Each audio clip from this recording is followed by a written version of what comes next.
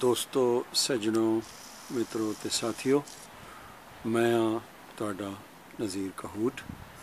ਮੈਂ ਇਸ ਵੇਲੇ ਆਪਣੇ ਘਰ ਦੇ ਬੈਕਯਾਰਡ ਵਿੱਚ ਕੈਨੇਡਾ ਮਿਸਿਸਾਗਾ ਵਿੱਚ ਆਪਣੇ ਘਰ ਦੇ ਬੈਕਯਾਰਡ ਵਿੱਚ ਖੜਾ।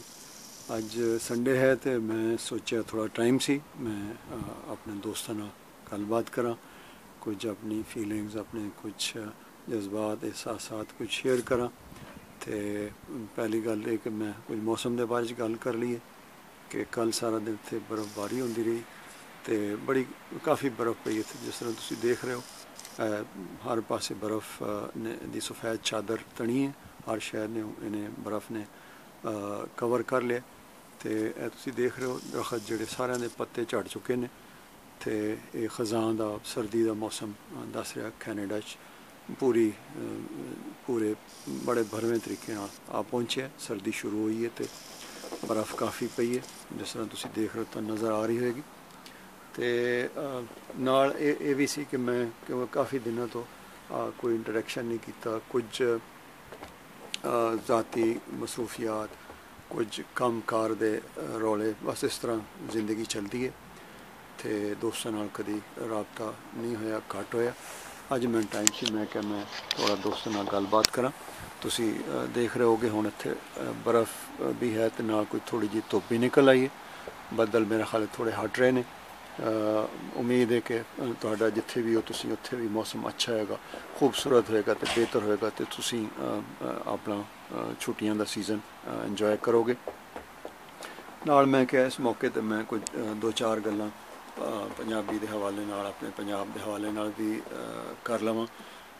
मेरे सारे सज्जन दोस्त, मेरे प्यारे साथी मित्र जिन्हें भी फेसबुक ते सोशल मीडिया ते मेरे नाल अटैच ने, लिंक ने, उन्होंने मेरा एक तल्लुक है रूहानी ते एक लिसानी ते एक धरती माँ के हवाले नाल, पंजाब के हवाले नाल, पंजाबी के हवाले नाल और अपनी सकाफत के रैतल के अपने वसेब के हवाले नाल एक बड़ा डूंगा ते अनमिट ते अनटुट जिहा ताल्लुक है।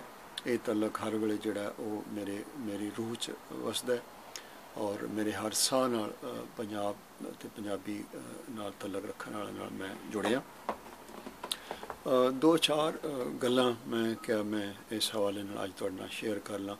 पहली गल तो है कि सोशल मीडिया ते जो काम हो रहा पंजाबी तहरीक के हवाले नाल एक्टिविज़म का, चाहे जिस स्टैंडर्ड तक जिस लैवल का भी हो रहा, मैं उस पर क्वेश्चन नहीं करांगा, हो रहा तो ये वो काम है जिहड़ा सदियों तो पंजाब च नहीं होया। असी बहुत देर नाल शुरू की पंजाबी तहरीक और साढ़े कोल कोई मीडिया होर नहीं है सिवाय सोशल मीडिया तो। मैं समझदा सोशल मीडिया भी ब्लैसिंग है। मैं अज तो कोई साल पहले मैं तुहानूं एक गल तुहाडे नाल शेयर करा कि जदों मैं कोई साल पहला सोशल मीडिया ते फेसबुक ते मैं पंजाबी हवाले नाल मैटर पोस्ट करना शुरू किया, कमेंट शुरू किए तो मैनू बड़ा मायूस कुन तो बड़ा नफरत अंगेज़ अगों उहदा रिस्पॉन्स मिले तो मिला भी पंजाबियों वालों। वो सारा जो कुछ मैं पंजाबी लिखते रहे, भेजते रहे, वो मेरे को महफूज है। तो वो पंजाबी माइंड सैट है जो पंजाबी के खिलाफ, पंजाब के खिलाफ है। वो कहते पंजाब की गल ना करो, पंजाबी की गल ना करो। हालांकि पंजाबियों की वो शदीद गलत फहमी है, गुमराही की हद तक गुमराही का शिकार ने पंजाबी इस हवाले नाल कि पंजाब ते अपना पाकिस्तान का जिहड़ा वजूद है वो पंजाब ते पंजाबी जुबान का नाम लैना खतरे पै जाएगा। मैं समझना कि हुण वो वेला आ गया कि पंजाब ते पंजाबी जुबान का नाम नहीं लोगे तो फिर पंजाब का जरूर पाकिस्तान का जिहड़ा वजूद है जरूर खतरे पैगा।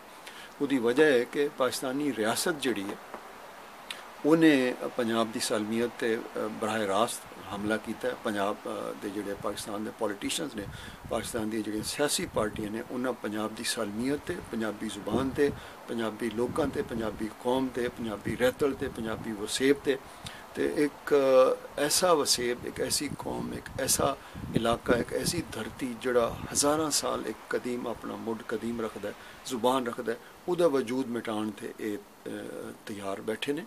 इन्होंने पंजाब की वंड लई बड़ियां साजिशां कीतियां ने। सारियां सियासी पार्टियां ने अपना पीपल्स पार्टी हो गई, कातर लीग हो गई, नवाज लीग हो गई और तहरीक इंसाफ हो गई, MKM हो गई, इन्होंने सारिया ने पंजाब की सालमियत के उत्ते हमला किया। इन्होंने सारिया ने वो काम किया जिहड़ा एक कोई दुश्मन कर सकता है, कोई नफरत करने वाला कर सकता है। सवाल ये वे कि जो पंजाब वंडिया जाएगा तो पंजाबी जुबान भी वंडी जाएगी। पंजाबी जुबान वंडी जाएगी तो ना पंजाब रहेगा ना पंजाबी रहेंगे।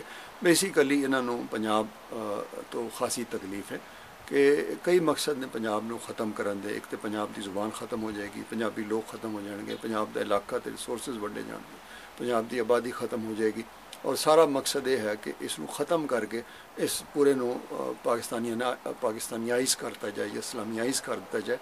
पर यह होने नहीं लगा, यदी मजामत होनी है तो यदा नतीजा खौफनाक निकलना।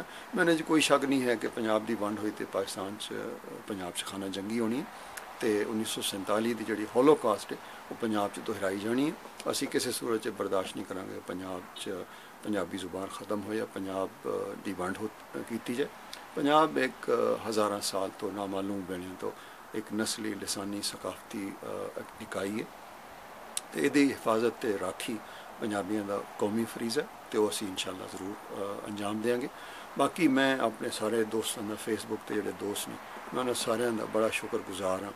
वो मैंने याद रखते हैं, अपना मैसेज भेजते हैं, फ़ोन करते हैं, टैक्सट करते हैं, ईमेल ते रबता रखते हैं, सुख सुनिया लेंदे देंदे रहते हैं। सच्ची गल है कि असी एक दूजे की ताकत है, एक दूजे की एनर्जी है, तवानाई है तो सारा साडा कुछ मरना जीना साह लेना सारा कुछ साडा पंजाब ते पंजाबी वास्ते है।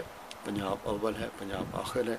अपना मिशन जारी रखो, भावें साडा किसी भी तलक किसी भी फिरके नाल अकीदे नाल मजहब नाल तलक होवे, असी ओवरऑल पंजाबी है, अव्वल पंजाबी है, आखिर पंजाबी है। साडा देश पंजाब है, अव्वल पंजाब है, आखिर पंजाब है, पहले पंजाब है, बाकी सब कुछ होर है। तो आने वाला वेला औखा पंजाब लई औखा वेला है। पंजाब के लोगों की मुश्किल वेला आ रहा है। पंजाब में बड़े सोच समझ के ख़त्म करने की कोशिश की जा रही है। पंजाब असैम्बली करारदाद पास की गई है पंजाब की वंड की एक नाजायज़ सूबा बनाने की। पंजाब की धरती उत्ते सैनेट ऑफ पाकिस्तान ने एक गैर कानूनी गैर आइनी करारदाद पास की है अपना सैनेट में, वो भी गलत है। किसी को कोई इख्तियार नहीं, किसी को मैंडेट नहीं पंजाब को वंडन का। सो इन्होंने सारिया चीज़ों की मज़ाहमत लई सानू इकट्ठे होकर फिक्र करनी चाहिए, पंजाब की फिक्र करनी चाहिए। ये गल याद रखो कि पंजाब है तो पाकिस्तान है, जो पंजाब ना रहा तो ये ना पाकिस्तान रहना तो ना कख होर कुछ रहना। पंजाब को जोड़े ख़त्म करना चाह रहे हैं उधर हकीकत पाकिस्तान को ख़त्म करना चाह रहे हैं। पंजाब की मौजूदा सरकार पंजाबी जुबान की तरवीज तरक्की लिए बढ़ावे लिए कोई काम नहीं कर रही। सानू इस गल का अफसोस है तो जिन्नी कोशिश हो सकती है पंजाबी तहरीक को मुनज़म करने लई सन सारे मिल जुल के एक दूजे के नाल एक दूजे का हाथ फड़ के अग्गां वधना चाहिए तो इंशाअल्लाह असीं कामयाब होवांगे।